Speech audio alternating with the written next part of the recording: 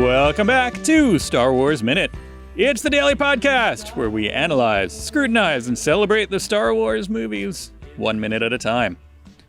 I'm Pete the Retailer from PeteTheRetailer.xyz. This is Alex Robinson from AlexRobinson.fun. I'm Dan McCoy, best known for the Flophouse Podcast. I'm Stuart Wellington from Brooklyn, New York. And I'm Eliot Kalin, author of Horse Meets Dog and Sharko and Hippo. Hilarious picture books your kids will love. They're on store shelves now. Go to an independent bookstore. Get your kids some hilarious books. Horse Meets Dog, Sharko and Hippo. It's true. Recommend. Sadly, I have to say I don't have Horse Meets Dog yet. But Sharko and Hippo, my kids love, and they reference quite often. And it's recommended for I would say children of all ages. Oh, yeah. I mean, They're going to be mad when the sequel comes out and it's different. Yeah, what happened exactly. to Sharko? I'll just give you a copy of Horse Meets Dog. Remind me. Well, I'll just give you one. That wasn't me talking my way into a comp copy, but I'm not going to say no. So. But he'll take it. I don't have either of them, so I also look forward to getting them. I'll also send you copies, Alex. Okay. Thank you. But then, Alex, you have to send Eliot copies of all your books, too. So. I think Even the ones I have already, which is a number of them. Yeah, Deal. I think Alex was very generous early on with copies. Yeah, that's true. of his- He did send us copies of a bunch of his things. Yeah. There you go. You are welcome. There you go. Me? Thank you, All of Alex, you. for welcoming me. And welcome, audience, listeners, viewers, to minute 134 of Star Wars Episode 8, The Last Jedi. 134 starts with Poe revealing Luke's reasoning. He's stalling so we can escape. And it ends with Poe commanding everybody to follow him so they can escape, as Luke wanted. As Poe assumes Luke wants. Right. They haven't talked about it. I think it's a Exactly. weird. If Luke's plan, I feel like, I mean, I guess in the tradition of Luke's plans, this seems like a really bad plan. Like how? Like it seems like if his plan was to distract them, there'd be better ways to do it rather than doing it right at the doorway of where they're hiding behind. Yeah. I don't know. Like, why It not is- be a Force Ghost on the ship or something before they even come down and do something there on the ship? Oh, that would spook Kylo so badly. Yeah, Yeah, if Luke was so, suddenly I on don't the know. ship. If you Yeah. appeared as a Force Ghost on top of one of the guerrilla walkers, and then they would be shooting at him while he's on top of the guerrilla walker, they could blow up their own Yeah. guys, or like stand on top of the Death Star it. battering ram cannon. Or if one of the gorilla walkers' heads morphed into Luke's head and he's like, Luke is a gorilla walker now? Oh my god! Luke gives a little giggle and they're like, and he's laughing at me? Oh, he brushes the stuff off his shoulder with his mechanical arms. And then it falls over because it needs all four legs to stay up. Yeah. That's I like true. Luke's plans, often in Star Wars, the plans are more cinematically exciting than they are well thought out. Because the thing about good plans is they're the least exciting plans. A good plan is the one that minimizes danger and maximizes success. Whereas the plan where you send R2-D2 and C-3PO as gifts to Jabba the Hutt in the hopes that he will make one of them a waiter who happens to be where you need him to be on the skiff when hopefully you are also put on the to walk the plank off the skiff. That's a more exciting plan movie-wise, but it's a poor plan in reality because again, rate of success very low, rate of danger very high. I don't know. I feel like R2-D2 is kind of the best at what he does. So like you're betting on a winner there. I mean, he did a great. I mean, clearly the best movie he had with that one was not telling C-3PO the plan because C-3PO would have blabbed it instantly. Yes, Totally. immediately. Whereas even R2-D2 tells people, they're just going to hear beep beep boop, and they're like, I don't know what that means. Get me another drink, please. I'm surprised C-3PO didn't talk himself into getting his feet burned off. He didn't have enough time. I think a little bit later he would have either been drawn and quartered like that 2-1B in there, or had his feet singed. Yeah. Speaking of C-3PO, we get what I think is a pretty good C-3PO gag in this minute, where he's trying to give the odds, Poe shuts him down, and then he still squeaks out a 2-1 at the end. And he does that's a a good sad gag. little head turn, This almost like guy a Muppet, where he's just Loves like 2-1. the odds. Like, are we sure that he was originally programmed as a protocol droid? Like, it seems like he's much more interested in calculating the odds to things. He may have been a gambling droid at some point. They should have Get taken him this to guy Canto Bite. Exactly. Get this droid to Canto Bite. Get all the money you need for the rebellion. Come on, let's do this. They got his picture at the door. They're like, do not let Do not in. serve. Although I do like the idea of C-3PO in a tuxedo. I'd like to see that. Oh, that would be fantastic. Yeah. 3PO in any clothes would be both amusing and disturbing. Yeah, if he's wearing like a muscle tee and like jeans ripped. I was gonna say like a belly Exactly. shirt, like a halter top to show off that little There tummy. you go. Yeah. I feel it's got to be something stretchy because I feel like as stiff as he is, if he was wearing like a suit jacket, that thing would be ripped pretty easily. He has almost no range of motion. I feel like Yeah. it does not have to be loose at all. Yeah, I don't know. Halter top I and don't- genie pants. I think he can pull it off. Halter top and yeah. genie pants is pretty impressive. That's and a little summer fez on look. top. Yeah, summer look. I like it. Yeah, with sunglasses. Yeah. Yeah. Or if he's like a Lorenzo Lamas leather vest and and then maybe like Wow. a tutu. Interesting. Yeah. Okay. Could be. Interesting. Do you think anyone ever buys a C-3PO protocol droid and then puts like a realistic human mask on it? All the time. For Especially if it's what Ethan reason? Hunt, because that guy is dripping with realistic human masks. There you Yeah, go. well, he's just looking for a place to store his masks. He'll put them on anything. Yeah. Mask droid, come here. That's a pretty good Ethan Hunt. That's every Mission Impossible movie. I go into it and I'm like, this is just going to be some fun adventure. And they're like, Ethan, remember when your wife was disappeared that time? And I'm like, don't ask me to remember what happened in the life of Ethan Hunt. I don't care. I mean, that's basically the one thing that happened. Like, guess it's that's just true. That But every time I go into the movie, I kind of expect it's about Tom Cruise. And then they call him Ethan. I'm like, right, he's playing a character. I forgot. I thought you were just gonna get mad at the masks because, like, I remember The mask? the masks. Yeah, the with Jim masks Carrey. in- You're saying bringing- somebody stop him? Yeah, somebody should have stopped him before he brought Swing back. Yeah, because I mean, like, there are many Rocky reasons Dennis. why Mission Impossible 2 is the worst of the series. In my opinion, I'm sorry to any big two heads out there, but like there are many reasons. Tandy But I Newton, think yeah.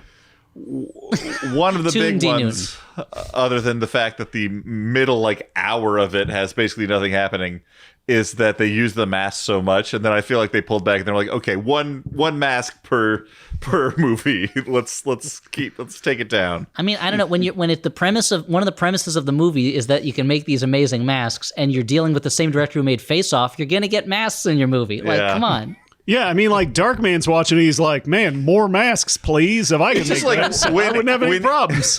When any of the characters could be anyone else at any time in that movie, it gets really frustrating. It like really You're feels saying- like no, it was me, and then like no, You don't- double mask.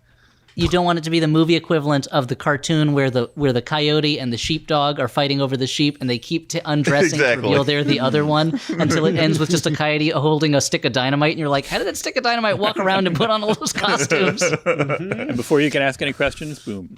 But yeah. Well, so- sorry, go ahead, Elliot. No, I was just gonna say, so Star Wars, just to get us back on track. So Yes. Well, I was going to go back to C-3PO's odds, the odds joke. Okay. If you recall, the very first time we hear C-3PO give the odds to something, he attributes it to R2. He says, R2 says the equivalent of Luke surviving out there is blah, blah, blah. So it made me wonder if C-3PO was like, I feel like people would like if I gave the odds, but you know what? I'm not sure about it. I'm going to say R2 was saying it just so that if it bombs, he gets the flack and then so on and stuff. Like So asking maybe for when a he was friend. like, yeah, oh dear, he was really just like, I don't know, that wasn't definitive enough about the odds, about people reacting to my odds joke. So yeah, you got to imagine that Han does the same thing. If Han Solo wants to say an unpopular opinion, he attributes it to Chewie. yeah, don't blame me. He said it, not me. Hey, look, I'm just translating what the Wookiee said. Don't Hey blame the man, don't get messenger. mad at me. Yeah. And he's he's claiming that he'll rip the droid's arms off if they win at the Yeah. space chess, and like and Chewie's over there like, what are you talking about, man? I'm a pacifist. Well, I'm a that's student of the game. I would never do that. That's that robot chicken sketch where it's Dr. Evazan and Ponda Beba, and Dr. Evazan's really? like, my friend doesn't like you, and Ponda Beba's subtitles is like, I never said that. Please stop. And it turns out he's an architect, and Obi-Wan has cut off his drawing hand, so he loses his job at the end. But like, he's like, well, I've got the death sentence in 12 systems. He's like, please stop making stuff up. This is not the case. Oh, 3PO. Aw.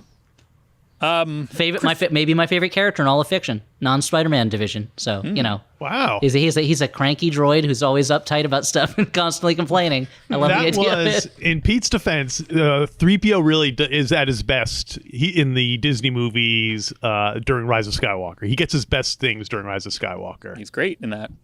Yeah, outside of the original trilogy, of course. He's the shining point in that, and it's almost like 3PO was like, look, I want to come out smelling like a rose, so I better up my game on this one. Yeah. I know. If you're swimming in mud, you got to stay shiny. So I'm just gonna be as good. I can be as everything as I can be. I'm not gonna be a generous performer who gives to others. I'm taking it all for myself. Well, he put in his time. He certainly deserves some selfish moments after standing around in a... I mean, he saw what happened to R2, where in The Force Awakens, it's like R2-D2, beloved. Everyone loves him. He's not barely in the movie because they want to give BB-8 a big push, and C-3PO is like, you are not bringing any other protocol droids. There's I'm going to not be being R2. a little baby protocol droid who everybody loves. Yeah, I'm not spending my next movie under a sheet the way R2 I'm not giving up the spotlight to CP Gugu, which is the baby protocol droid. Oh, man. Like He's going to be so cute. Oh yeah. What this is a question we've been asking our guests. What kind of droid would you want for your personal life? Like for your day-to-day life? If someone says, we're going to give you a droid, what do you want? I mean, well, I feel like the elephant in the room. Keep it clean, Dan. No, I think the elephant in the room in this Yeah. question is the fact that droids, as shown in Star Wars, appear to be pretty sentient critters. So it feels so you're going weird. to say toilet droid that you poop No, in? I'm just saying it feels weird. It feels weird. It's just a toilet on legs, and you just call it over wherever you happen to be, and it goes. Yes, that's why I set up the idea of sentience is to go to a toilet droid. No, I'm just saying it feels weird to own a droid that has as much ability to think and make choices for itself as these droids appear to. Well, it's an issue we're going to have to deal with at some point in the near true. future. So it's good that we're working out those things. Obviously, for me, you can't go wrong with Gonk. He's a big box on legs. You plug stuff into him. He can this cord doesn't reach long enough. Gonk, can you come over here? Otherwise, his time is his own. He just gets to do what he wants. Wander around, say Gonk. He's lovable. He's like a pet. I love him. I would think a Gonk would come with every adapter port there was. It wasn't like you would need to buy a special wire to use the... Oh, no. Unless you get a European Gonk, then you do need an adapter. Oh, forget. Yeah. Although I think still Apple, you'd have to get Gonk to Lightning or whatever, because that's how they make their money on the accessories. Yeah, this is proprietary software. We don't want to share it with Gonk. So, you got to get the adapter for that. But otherwise, he just seems like he's got a good attitude. He's not causing trouble. And he is, I feel like I could leave him to watch the kids. And if they want to plug something into him, he's going to, You think he'd be good to watch your kids? He doesn't even have arms. Like, what would happen if there was some problem he needed? He's just a soothing, calming presence, And if there's a catastrophe, he just keeps everybody calm, gonk, and he leads them out of the house, to where it's safe. Yeah, he's. I like him. Yeah, make mine gonk. All right. I was gonna say BD1, the droid from the Fallen Order video game, because he's the one who you snap your fingers and he shoots out little stim packs gives you a little pick me up. Oh, and nice. Fills your health. Handy. That's useful. I mean, the droid And he also squirts out a map for you. The droid I would want liquid to hang out with is the one from Solo, because I watched that the Phoebe Waller-Bridge droid, and I'm like, oh, I guess I'm in love with a droid now. I didn't think that was possible. You're lying to yourself if you thought this was the first time you were in love with a droid. Yeah. Well, trying to think back. We did talk about heart beeps earlier in the week. Yeah. Oh yeah, that Bernadette Peters droid. Or like IG-88. I would want IG-88 to hang out with me and just blast my enemies. Yeah. That's true. Do you have many enemies that need blasting? Yeah. You don't know me. Why don't you just All right, take it easy. in your I love the day-to-day idea, life? It would be like maybe two people that were like enemy enough to get blasted by IG-88, and then he's just hanging out for the rest of the time. It's just like, so we took care of those two. Anybody else? Like, I don't know. I feel like you would start to make enemies just so, it's almost like if you have a gun, you want excuses to shoot it. So I feel like once you had an IG-88, you'd be finding you have a lot of enemies who suddenly need to be taken out. Like a lot of blood on my hands. Now, Stu, unfortunately, Well, we're all out of IGs. Would you accept a 4-LOM? Yeah, why not? I mean, do I have to take it off of Zuckus, or is Zuckus trying to get rid of it? Yeah, Zuckus has put it up on Craigslist because he's retired. Wow. He doesn't have use for a 4-LOM anymore. So Wow, that's sad. But I mean, no use wasting a partially used 4-LOM. Yeah. Well, I mean, ever since the 5-LOMs came out, you gotta. Yeah. The ports are all different. Yeah. I was watching a YouTube video about 4-LOM, and they called him 4-LOM. 4-LOM. That's just wrong. Interesting. That sounded so weird to me for some reason. even the though I only guess thing that sounds weirder than 4-LOM is you watching a YouTube video about 4-LOM. that does not sound weird at all to me. Yeah, That's that's exactly exactly on brand. That's true. It is very on brand. Okay. 4-LOM. That reminds me of there's something about what's great about the Star Wars universe is they've been able to exploit all these minor characters so well that I think I might have mentioned on another episode in previous seasons that my kids have a Lift the Flap adventure book starring Bosk, and that means that my 2-year-old thinks Bosk is a major character in the Star Wars universe and is always talking about Bosk. So my kids have a definite skewed view of what's important in Star Wars and what isn't. We went to go see Return of the Jedi in the theater not too long ago, and my son brought his Ishi Tib figure because he was excited to see Ishi Tib. And we got to see him, and like, there he is, and he's like, look, mommy, Ishi Tib. But that was so I guess it paid off, but he was kind of expecting, like, is that it? That's it? The camera just went by him? for sure that my kids think that Bosk is in the movies for more than 2 seconds, but that's it's all right. I really shouldn't have. I should not have bought them that Amanaman stuffed animal too, because now they think Amanaman is just a major character and not just literally set dressing. But luckily, in the next 20 years, we're probably going to see a Bosk series and an Amanaman series. So eventually, every character will have its own Disney Plus franchise. So. And that will be when the Star Wars universe is actually more detailed than the real universe, and they swap places, and we all become characters in novelizations of Earth books that the Star Wars characters read for fun. Right. It's starting. It really is starting to happen because even now people are arguing about whether stuff in real life is canon or legends. No one can agree on whether or not actual events happened or were invention of some media author. Wow, So made it very relevant, very topical, and very relevant. We're not afraid to talk about politics on our show. We are. No, well, I was going to say, we aren't afraid to talk about, but you already said we're not afraid to talk about it. But maybe I'm a little bit afraid to talk about it. Crystal critters. Crystal critters. You're referring to the Vulptex. The Vulptex. The Vulptices. Vulptices. Which we discovered a little while ago were originally meant to be animals in costumes, which is always that's the first option for anything. And then they were briefly puppets, and then it turns out they're computer scans, 3D scans of puppets that have been animated by computers. But the term, well, first of all, what do you guys think of the Crystal Critters? Do you like this edition here? I wanted to ask. I mean, my answer to whether I like them or not is provisional because I think I talked them down in an earlier minute. But are those crystals are they made of crystal, or have salt crystals grown on them because this is a salt planet? Because if it's the latter, I can find it a lot easier to swallow than the former. Yeah, I think they're essentially salt, they're like mineral deposits that are all over. They have a soft fleshy body in there, and then there's crystals that are either attached to their fur or growing out of their body. That makes it sound all more horrible. Then I think they're cute. No, I love it. Now it's Cronenbergian. I love it. Yeah, it's like the Sarlacc, but they're little cute guys. According to the visual dictionary, their fur, in quotes, evolved as a defense mechanism, but it doesn't say whether or not. Well, so it's not actually.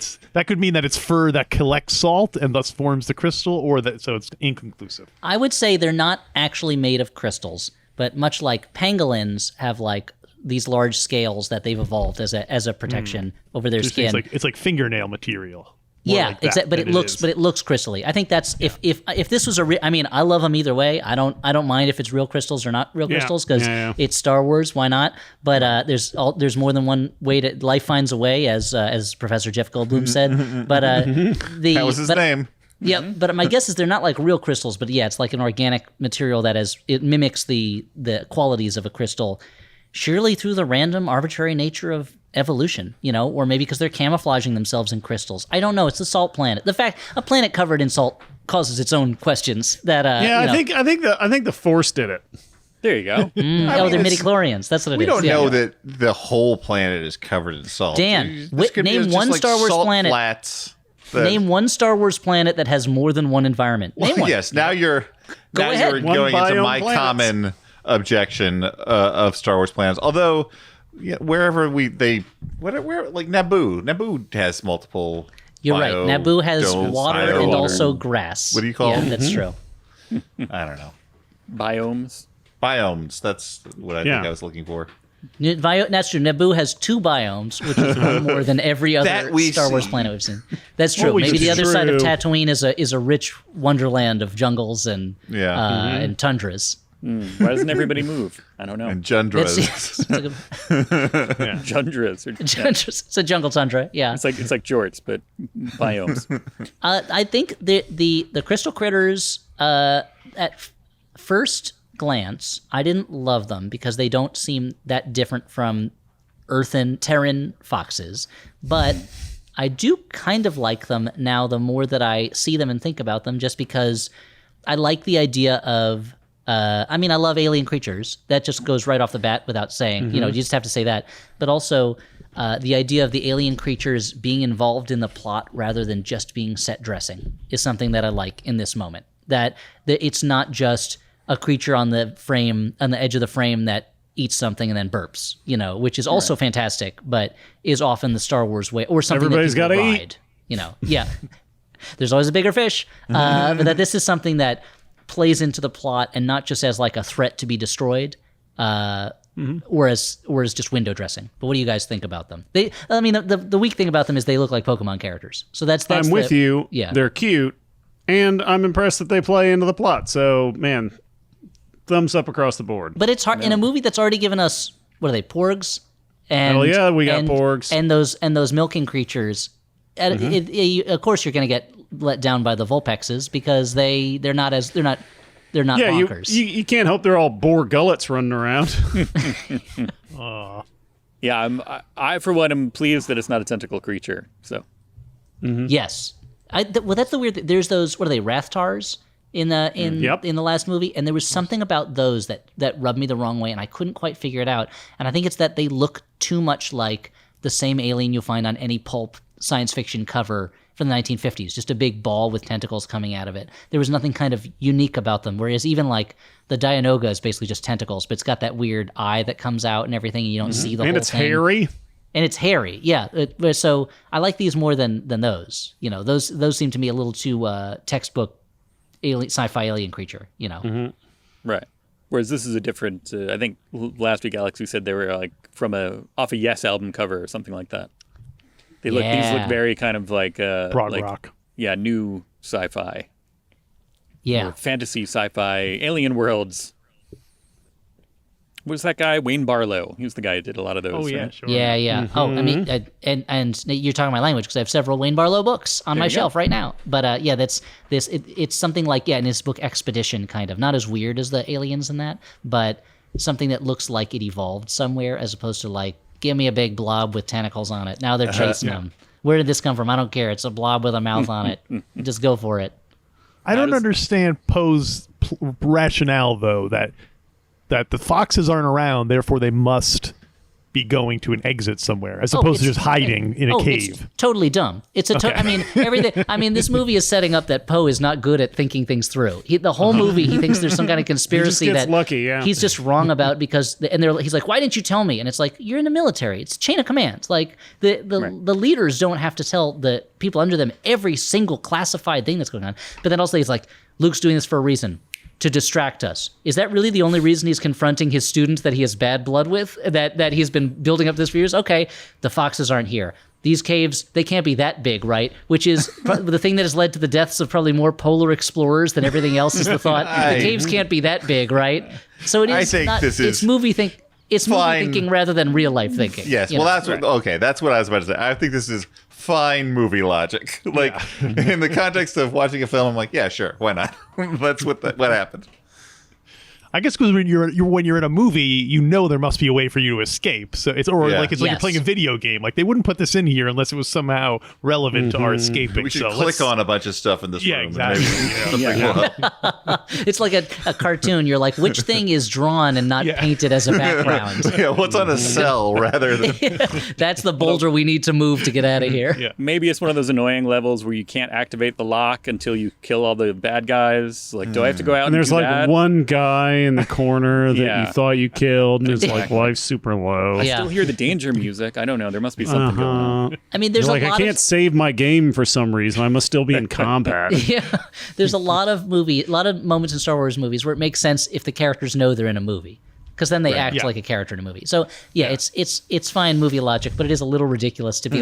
It's not that different from the logic in the Batman '66 movie where they're like, it's all like some fiendish riddle, the Riddler. It's like, well, you use that phrase. That's not a clue that someone gave. Well, you. I mean, also, like, look, it doesn't pay off in this minute. It straddles this minute the next. But there's this like push in on Leia after this, where like everyone turns to her to see like, oh, are we gonna listen to what Poe says? And like, you know, in the next minute she's gonna be like, listen to the man, like don't look at me, like, and it's just like this is the moment where Leia's like decided that Poe has learned his lesson. And as much as I love this movie, I am a little bit like, why? What did he? Because he figured out the fox clue. I don't understand. That was his final trial. He passed. Yeah, the riddle of the fox. But it's Well, realizing that they're gonna be the kindling that lights the fire of what the the spark that sets. They're the spark that lights the fire. But they didn't it all start the down. fire. That's the thing. Joe DiMaggio, South Pacific, always Johnny burning, Ray, yeah. North Korea, South Korea, Marilyn Monroe. They didn't start the fire. No, none of them. No. None of them. But It was if Poe.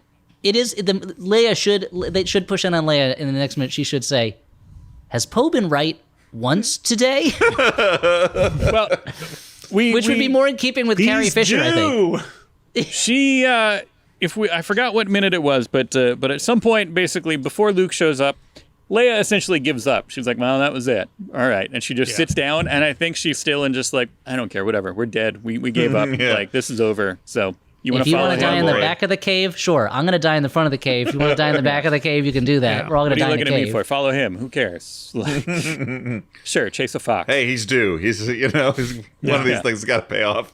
Poe Dameron, yeah. Sure. Yeah, there you go. And I would be remiss if I didn't point out that minute 134 of the movie Rogue One, A Star Wars Story, speaking of Borgullet, is where that movie ends. The closing credits. So we're done with Rogue One, A Star Wars Story.